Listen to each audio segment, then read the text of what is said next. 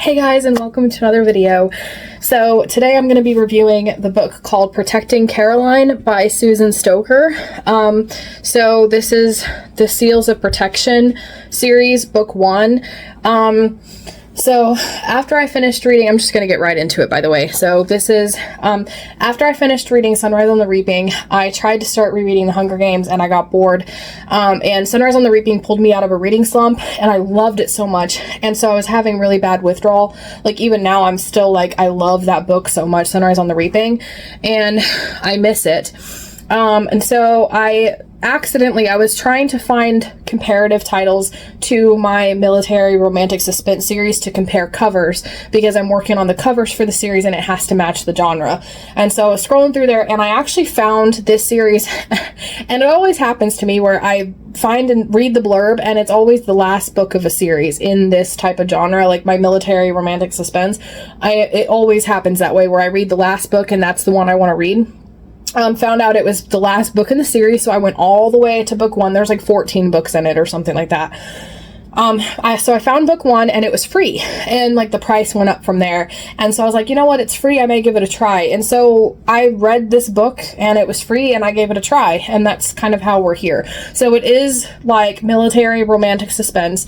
Most people just call romantic suspense, but the guys are military. So, but immediately what intrigued me about this book was that all of the guys in this are Navy SEALs, and that is specifically my military romantic suspense series, the Hearts of Valor series, is Navy SEALs. And so while it's fun to like read other military romantic suspense with like other military units, that doesn't bother me. It's really cool to have a series about Navy SEALs. So that intrigued me, and this one was also about a hijacking, like on a plane. And so that was the other premise that intrigued me. So let's get into my thoughts on this book. So to be perfectly blunt, I have a hate-love relationship with this book. And there were many times where I would go in and read it one night and love the book, and then the next night I would go in and read it and hate it. And I was just determined to finish reading it at that point. And so I was also curious to see what happened. But yeah, I just hate-love relationship. So the biggest and first issue that I had, like the beginning was like so intense, like the hijacking stuff, but the problem is it ended really quickly. Not quickly, and it wasn't easy per se, but it didn't take up as much of the book as I was expecting based on what the blurb made it sound like, basically. And so after that, things did kind of slow down. And then I would get annoyed with the romance, because it was like when they were alone together, they were just getting spicy, and it was kind of like annoying. That wasn't all they did, and they did have some good romantic moments, and it seemed like it was trying. Like on the plane, they talked and got to know one another, and it was kind of like, it did talk a lot about how he's used to like one night stands, because not a lot of women can handle dating a Navy SEAL, because they can't talk about where they go and they're gone for long periods of time. And it's like very, very true. And statistically, from my research, I also know that I think it's like 70% of SEAL marriages like actually don't work out. But anyways, and so it seemed like, and so he's used to one night stands, and a lot of women who just want the one night stand to say that they were with a Navy SEAL in a spicy way, to put it politely. And so she's like the first woman who's like not about that, and they do get to know one another. So they do have this like friendship, but it still just kind of happens a little too quickly, and they still kind of fall into that spicy trope, type thing. And then like the other hurdle that I was able to ignore for the parts that I loved was the fact that this book really needs an editor. I don't know if it's because this is the first book in a series, and so I'm hoping it gets better. But she did not have an editor, and so there's tons and tons and tons of basic editing mistakes, grammar, syntax. I don't like the commas. There's a lot of commas that were wrong, and there's just so many editing mistakes. And again, for the parts that I love the book, I was able to like still notice, and it still took me out of the story, but I was able to kind of overlook or forgive it because I liked it. But for the parts that I started to like hate for, the reasons I've talked about, it was harder to ignore the editing stuff. And then stuff kind of started where it didn't make a whole lot of sense. And so for the most part, on some instances, you can see that the author did do her research about Navy SEALs. In particular, there's a lot to do with the Navy SEAL pen. It's called the Trident. And she actually had information on there that I didn't even know, which was basically your Navy SEAL trident is this little pin that they get, and not little pin because it's a big deal, but it's this pin that they get when they finish their training called buds. And they're very proud of it and everything else. And so at first it was really like the plot line with it is basically one of his friends gives it to her because she feels like part of the team now. And I don't know for sure, but to me it seems like I don't think a Navy SEAL guy would ever give away his pin because he earned that through his blood, sweat, and tears. Because buds is not easy, and Hell Week, especially in buds, is like the hardest training that a special ops team will ever have to go through. And so I just don't see, especially for like a guy who's like a friend of the boyfriend, not the actual boyfriend, even though I still don't think a boyfriend would do that either, mind you. But the trident itself and the reasons behind it and like how they have it, that was all realistic. And the other thing is they kept calling it the Budweiser pin. And I was like, really? Is that really a thing? And when I looked it up, they actually do call it the Budweiser because I don't know if it's because, but I think it's from the acronym for BUDS, which is like, I don't know the actual acronym, but essentially BUDS is the acronym for their training, and it like makes sense. And so that's why it's called the Budweiser, is like a play on that acronym. So that part was realistic, but there were other parts that stood out to me based on, I have been knee-deep, like huge in Navy SEAL research, and she had, I think, 6 guys on his team, and I think from what I read, I'm maybe getting the numbers off, but I'm pretty sure I'm right, that they are always deployed in either 8-man teams or 4-man teams or 2-man teams, not 6. And there was 6 guys on his team, and that was just kind of stood out to me as, okay, you clearly, because I found that really quickly with a quick Google search straight to the Navy SEAL website, and it's like right, when you look it up, it's like right there. So it's like you could have figured that out. Now, I've seen other authors, and I've done this too, where like you make a note at the beginning of your book because if you changed a detail for a specific reason in the story, then that's another thing. Like, but she didn't have any sort of note about that, so I don't know. But, and honestly, it seems like it wouldn't really make too much of a difference in the story. So that was one thing. And then it started getting to where, like, honestly, and I was talking to my cousin about this too on our pens and paperbacks check-in thing, that the biggest issue with this book when it started to like the latter half is where it kind of went downhill for me, and it got to where I really didn't want to read. It put me back in a reading slump again, which is never a good thing. And I was only reading to finish it because I was almost done, so I was just reading literally like 2 pages a day just to keep up my reading streak, and that's not what you really want from a book, but just because it went downhill. But the biggest issue I think is that this book needed an editor, because every issue that I had could have been fixed with a good editor who did all the like the grammatical stuff, but also, because I was able to ignore that, but the developmental stuff could have easily been fixed with a good editor. So essentially, like, one part of it, and minor spoilers, like if you don't want to know, I'm going to talk about the book in detail here, so if you don't want to know, click away. But essentially, one part of the story, the bad guys are coming after her, pretty typical, and she has one instance of her house being broken into, and nothing is stolen, nothing is taken away, and she's not hurt. She does call 911, and it is actually intense, and I will compliment the author that she's pretty good at writing those suspenseful, like that actually was intense, and I kind of felt the suspense.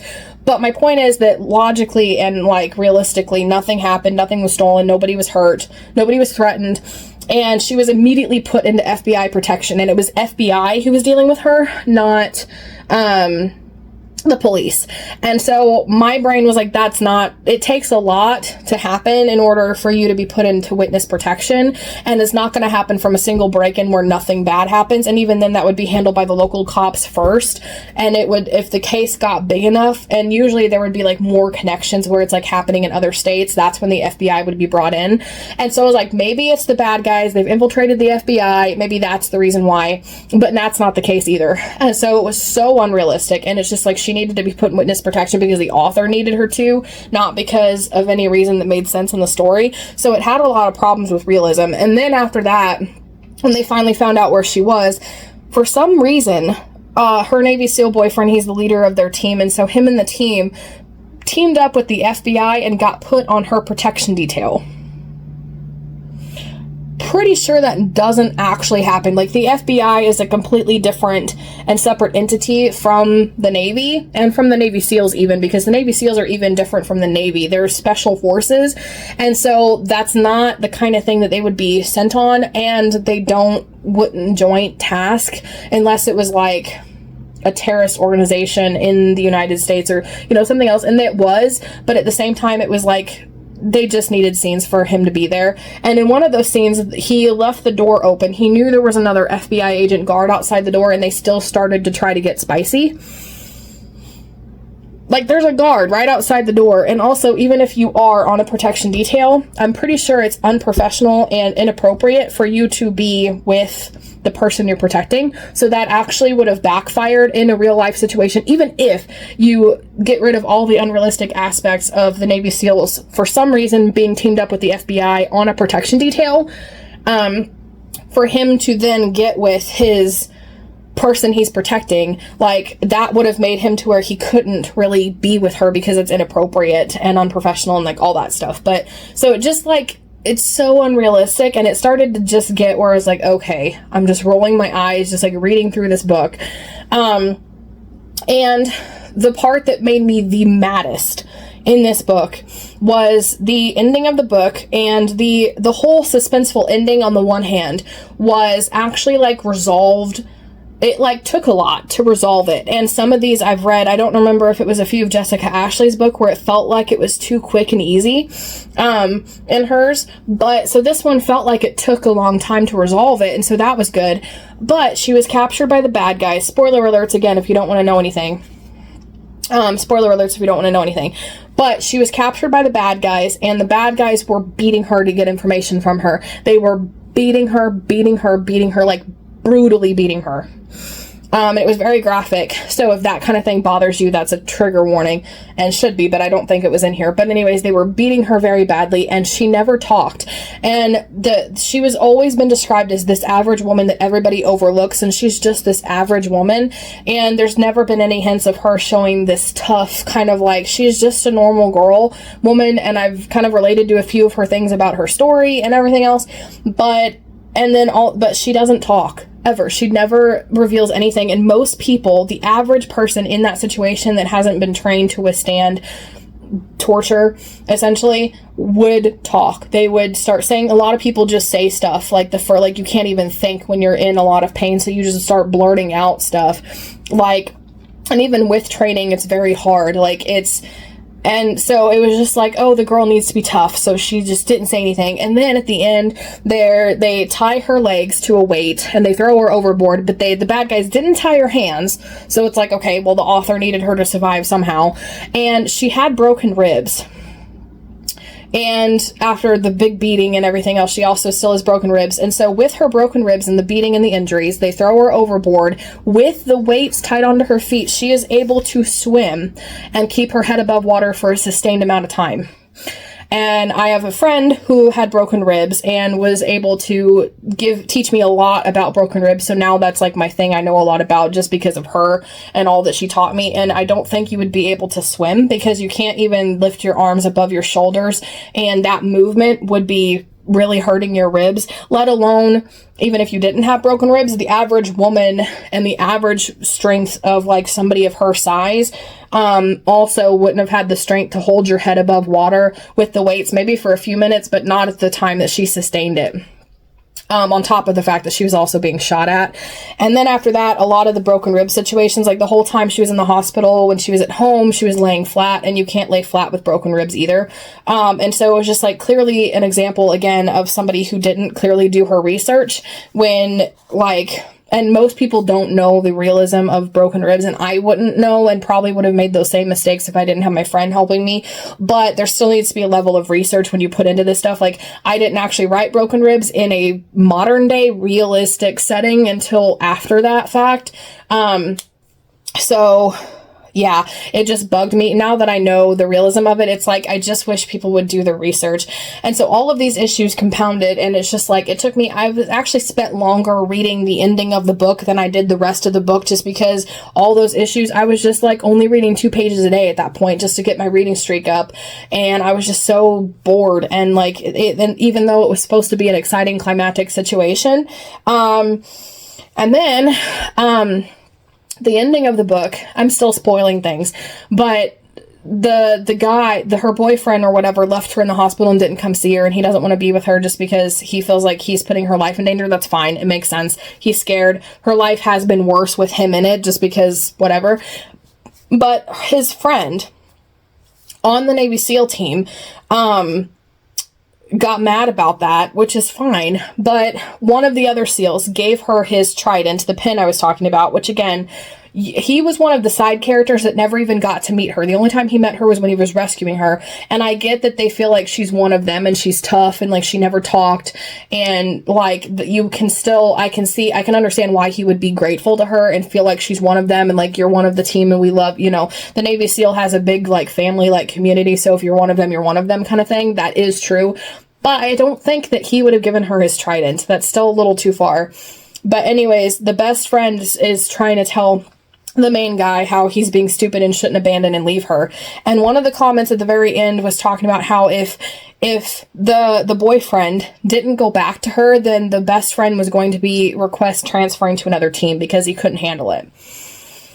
Okay, Navy SEALs, you're a brotherhood. This is a man you fought with, bled beside, you went through training, you trust his life, you trust him. They maybe not gone to training together, but you've fought together and you've been on missions and you trust each other. You're brothers in every sense of the word. And you've only known this chick for a short amount of time, and and it's understandable that he's mad. And also no SEAL left behind is kind of like mentality.